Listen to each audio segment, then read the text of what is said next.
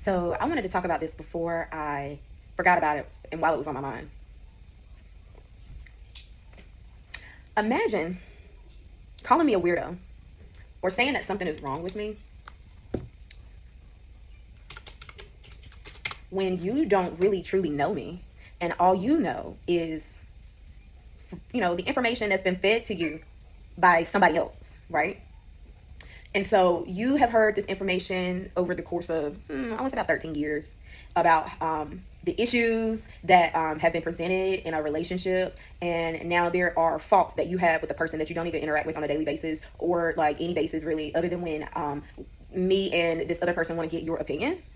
Right? So imagine calling me a weirdo and imagine saying that you don't like me and imagine saying that I have problems. When in fact I do. I do have problems. I am a weirdo. But you know what made me a weirdo that you don't know? What made me a weirdo is that I grew up in the foster care system. I had no parents. No parents. My mother actually left me in a hospital after giving birth to me and left. And then I was subsequently put in the foster care system. And I would stay in that foster care system probably from the age of 5 to 6 years old before I was almost adopted by this family that I really do stay in touch with and still call like my mom and dad. And then I got, my grandmother got guardianship of me. She didn't adopt me, she just took guardianship of me. But at that time, that was the first time that anybody had ever chose me and ever chose to want to keep me. But as a baby, as an infant, as a child, you internalize it because you don't know what that's called. You don't know how to speak for yourself. You don't understand how to develop your feelings into a positive way. So you internalize that as a kid growing up as I'm living with my grandmother. I don't have a mother and father. I go to school. I see these parents volunteering at their children's school. I see these parents going on field trip with their children. I see these parents in these other children's lives. And I am craving for that interaction. But I'm grateful to have another person that stepped up and chose me in my life, which was my grandmother.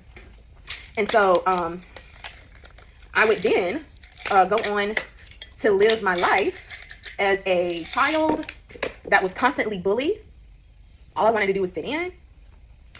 I would join like clubs, like church. I ended up doing choir. I did musicals when I was in middle school and like high school. I would do those types of things. And then in high school, I would find in like 8th grade and high school, I would find my group of people, like my folks who didn't make fun of me, who didn't talk behind my back, who didn't judge me, and who loved me for the person that I was and still am.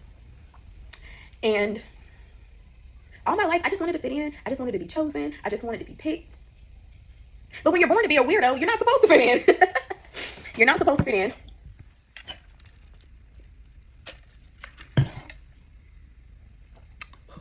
I hate those. I feel like one got stuck in my throat just now. But yeah, just imagine all of that from the time you're born. Imagine from the time you're born to, you graduate from high school and you go to college, and then now you're opened up to a whole new world because you're not sheltered anymore, and you get to experience things that you would have never gotten to experience at home or had the opportunity to experience at home. And so you actually decide to try things and meet different people and blah, blah, blah. And anyway, you still hold this internal pick me, choose me, why not me inside? Because all of your life, you weren't chosen. You were chosen, but not in the respects that you have cultivated in your head, right? And this all stemmed really from abandonment, right? From that abandonment wound, I made it about being chosen. I made it about people wanting me. I made it about being needed, And so growing up in my younger adult years, I would date men that were emotionally unavailable. And what I mean by that is the first guy that I dated in college, wow. He pretended to be available when in fact he actually he was Muslim. I didn't know actually because he didn't talk to me about his religion or his family or anything. Mainly it was just like a hookup relationship called a relationship, right? But dumb me, I don't know because I've never really had a real relationship. I've never really been in other situations like that. So I'm thinking that it's something that it's not, But he understands what it is because he has ulterior motives, right? But I would eventually find out that he was already engaged to be married, and that person, like it's a religious thing, would come and stay at his house, and then I would meet her and tell her about myself, and then we would like break up. Well, I would leave, and I have nothing else to do with him. I want to say my second relationship in college was a man that I met online. We were the same age. He was actually in the military. He had just gotten into the military.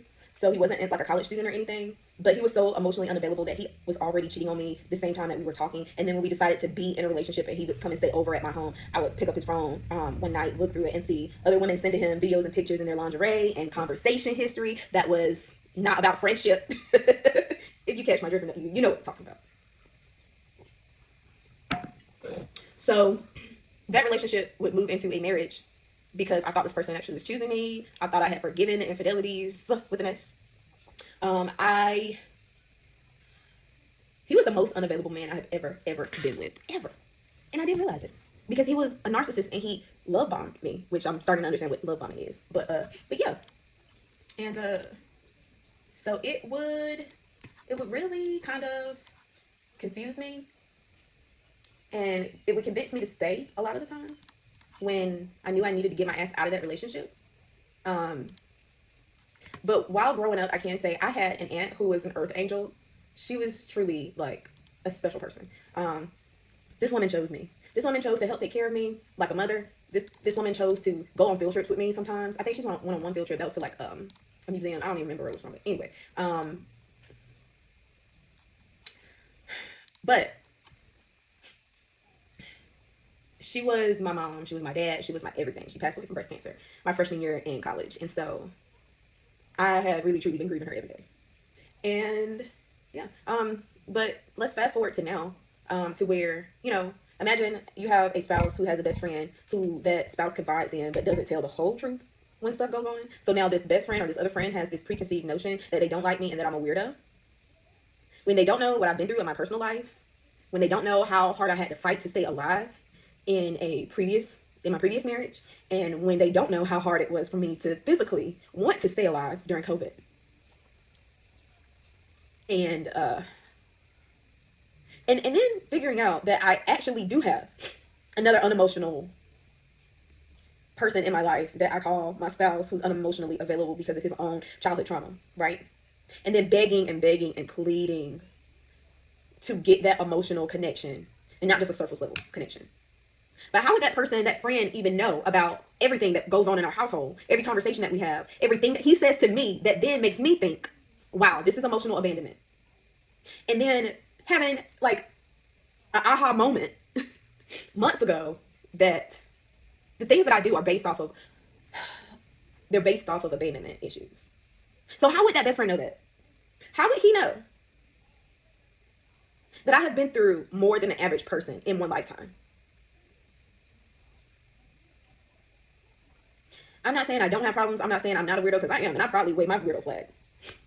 But I'm at a point in my life where I understand who I am, what I am, why I do the things that I do, and that other person does not understand those things. And the other person is fighting for their life now to figure out those things so he can ignore them and keep moving his life on the surface level. But here I am begging for a deeper connection from the person that I made vows with. But that's a weirdo thing.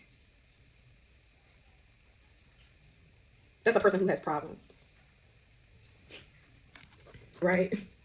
I guess, you know. But what do I know? I'm just sitting here living my life every day in a home that he does not have a iota of a picture of that goes on every day. He didn't see that the first 10 years of our marriage and our relationship was based off the patriarchy. Me taking care of the kids, getting the kids dressed, getting the kids off to school and daycare, cooking dinner, lunches, breakfast, signing kids up for activities, taking said kids to activities, paying for said activities. Oh, and not to mention going and working a full-time fucking job.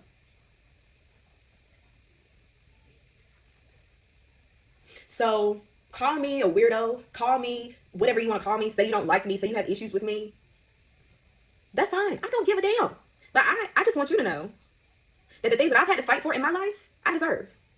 I deserve an emotionally intelligent husband. I deserve a partner who is not going to make me work a full-time job and carry the full load of the household. The full and mental load of the household. If we're both going to go out and work, we both going to scrub these toilets in this house. If we both going to go out and work, we both are going to sign kids up for activities and figure out things for the kids to do so that they're not sitting in the house and be able to develop in ways that we weren't able to develop. If we're both going to go out and work a job, we're both going to cook food in this house. I'm not going to be the only person cooking a meal. I'm not. If we're both going to go out and work a full-time job, then the responsibilities in this house, it's not going to be 50-50. It's going to be you do 100% and I'm going to give the 100% that I've been giving. But right now, I'm gonna sit my ass down and rest because for the first 10, 12, hell, almost all our relationship, I have carried the mental load. I have carried the physical load. I have carried it all. I have been the one to take sick days to go and get a kid from daycare or school because they're sick. I have been the person to have to use my vacation days because a child is sick or can't go to school. I have been the one worried, sick, crying, thinking I'm going to lose my job because of all the days that I have missed because I had to take care of my children. But he would go to work every day and not have a care in the world.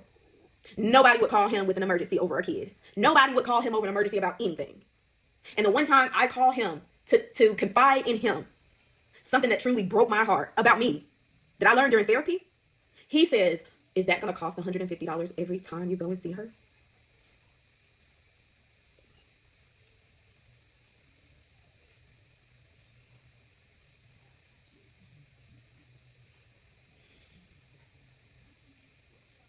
And not, "We'll sign you up for every appointment you're going to need to get yourself better."